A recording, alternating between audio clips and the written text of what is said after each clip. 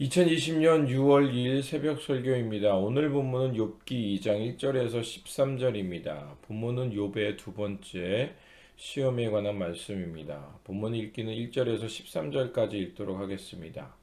또 하루는 하나님의 아들들이 와서 여호와 앞에 섰고 사탄도 그들 가운데 와서 여호와 앞에 서니 여호와께서 사단에게 이르시되 내가 어디서 왔느냐? 사단이 여호와께 대답하여 이르되 땅을 두루 돌아 여기저기 다녀왔나이다.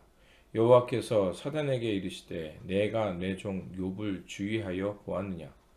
그와 같이 온전하고 정직하여 여호와를 경외하며 악에서 떠난 자가 세상에 없느니라. 내가 나를 충동하여 까닭 없이 그를 치게 하였어도 그가 여전히 자기의 온전함을 굳게 지켰느냐? 사단이 여호와께 대답하여 이르되 가죽으로 가죽을 바꾸오니 사람이 그의 모든 소유물로 자기의 생명을 바꾸올지라. 이제 주의 손을 펴서 그의 뼈와 살을 치소서. 그리하시면 틀림없이 주를 향하여 욕하지 않겠나이까.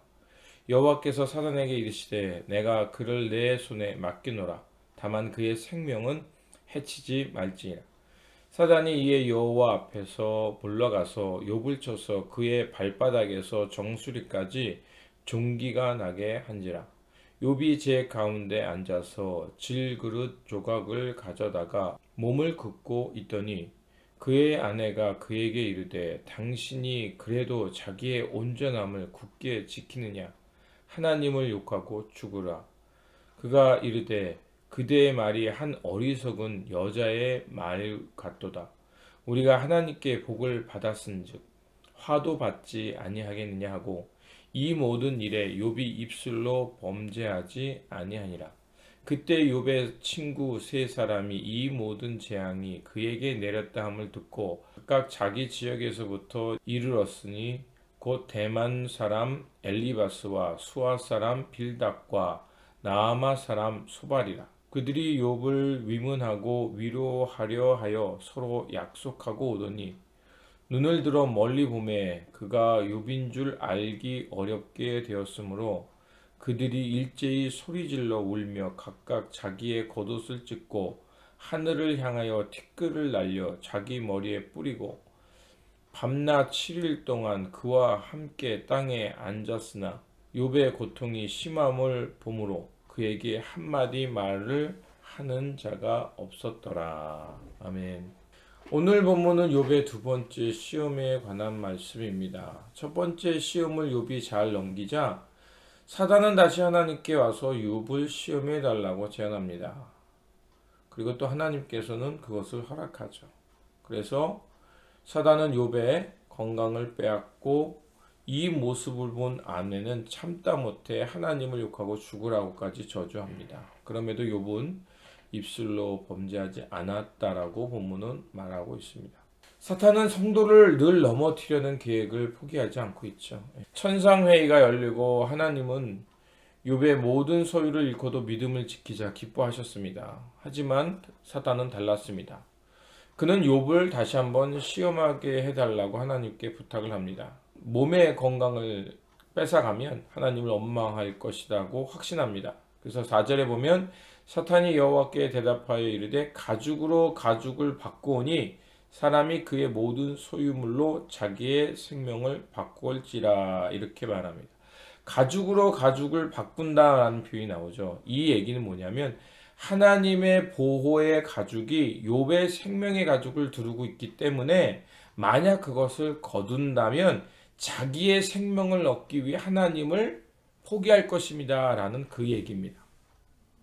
그래서 하나님은 이번에도 이제 사단의 제안을 허락하셔서 그의 건강의 울타리를 거두고 사탄은 욥의 온몸에 종기로 뒤엎게 합니다. 이 모습을 본 아내는 참다 못해 욥에게 악한 말을 하면서 하나님을 욕하고 죽으라고 말을 하죠. 사람은 관계 속에 살아갑니다. 어려운 길을 갈 때 자기와 뜻을 같이 한 사람들이 있으면 어려워도 그 길을 갈 수 있습니다. 하지만 뜻을 같이 하며 가까이 있었던 사람이 자신의 뜻을 이해하지 못하고 관계가 끊어지면 참 견디기 어렵습니다. 사단은 그런 부분을 공격하게 되죠. 예. 그런데 욥이 이렇게 말합니다. 그가 이르되 그대의 말이 한 어리석은 여자의 말 같도다. 우리가 하나님께 복을 받았은즉 화도 받지 아니하겠느냐 하고 이 모든 일에 욥이 입술로 범죄하지 아니하라. 여기서 어리석다라는 말은 하나님을 염두에 두지 않다라는 말입니다. 욥의 아내도 어찌 보면 그 고통의 터널을 함께 지나고 있는 사람입니다. 그러다 자신의 남편마저 건강을 잃게 되자 그만 무너지게 된 것입니다. 욥의 아내도 재산을 잃었고요. 또 사랑하는 자녀를 모두 잃은 사람입니다. 그렇기 때문에 욥의 아내를 무작정 무지하고 경건하지 못한 사람이라고 말할 수 없습니다. 그녀도 욥만큼 힘들고 고통스러운 시간을 보내고 있는 것입니다. 그러다 그 고통에 짓눌려 그만 하나님을 생각의 앞에 두지 못하고 그만 무너진 것입니다. 결국 나쁜 말을 남편에게 한 것입니다. 욥과 같이 모든 상황에서 입술로 범죄하지 않기란 쉽지 않습니다. 그렇다면 우리가 절망과 슬픔 속에서도 하나님 앞에서 입술로조차도 범죄하지 않고 살아갈 수 있는 길은 무엇일까요? 욥의 말 속에 나와 있습니다. 하나님을 먼저 생각하는 것입니다. 하나님을 우리 첫 생각에 두고 모든 상황을 바라보는 것입니다.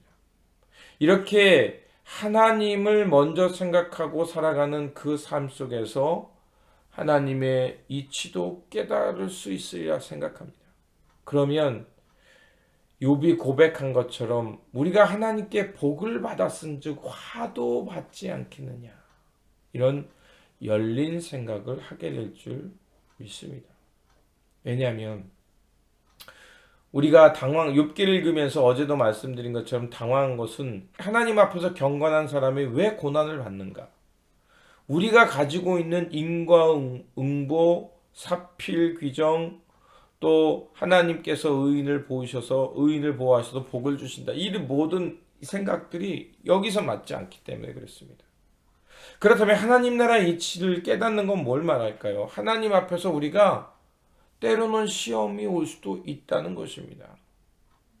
시험과 고난을 무조건 피하기보다는 우리가 고난도 올 수 있다는 열린 생각을 하면서 그 고난을 잘 다스리면 하나님께 가까이 나아가는 도구가 될 수 있다는 것입니다. 우리가 성경을 통해서 믿음의 사람들을 보십시오. 다 시험이 있습니다. 그런데 그 사람들이 시험에 때로는 넘어지지만 때로는 그 시험의 어려운 시간들을 잘 견딤으로 하나님을 더 굳게 신뢰할 수 있는 믿음의 사람으로 굳게 성장하는 것을 볼 수가 있습니다. 그렇습니다.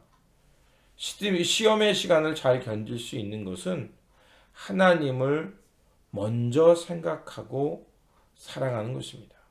그래서 때로는 하나님 앞에서 우리가 고난도 받을 수 있다는 열린 마음을 품을 때 우리는 이 고난의 시간을 잘 견디면서 하나님 앞에 가까이 나아가는 시간으로 선용하게 될 줄 믿습니다. 그러므로 언제 어디서나 하나님을 염두에 두며 하나님 앞에서 복도 받을 수 있지만 때로는 시험도 올 수 있다는 이 열린 마음으로 이 시간들을 잘 견디면서 날마다 하나님께 더 가까이 나아가는 삶이 되시기를 바랍니다. 기도하겠습니다. 모든 것을 주관하시는 하나님, 본문을 통해 알 수 있는 것처럼 사단은 끊임없이 성도를 유혹하며 넘어지게 하려고 합니다. 그래서 때로는 원치 않는 악한 말도 우리 속에 있습니다. 하나님, 욥의 고백처럼 언제 어디서나 하나님을 염두에 두고 살아가는 사람이 되게 하여 주시옵소서. 그래서 하나님께 복을 받을 수도 있지만 때로는 시험도 올 수 있다는 열린 생각을 갖게 하여서 혹 우리가 고난의 시간에 있다면 그 고난의 시간을 통하여 하나님께 더 가까이 나가는 훈련의 시간으로 잘 선용하면서 단단한 믿음의 사람으로 살게 하여 주시옵소서. 우리 구주 예수 그리스도의 이름으로 기도드립니다. 아멘.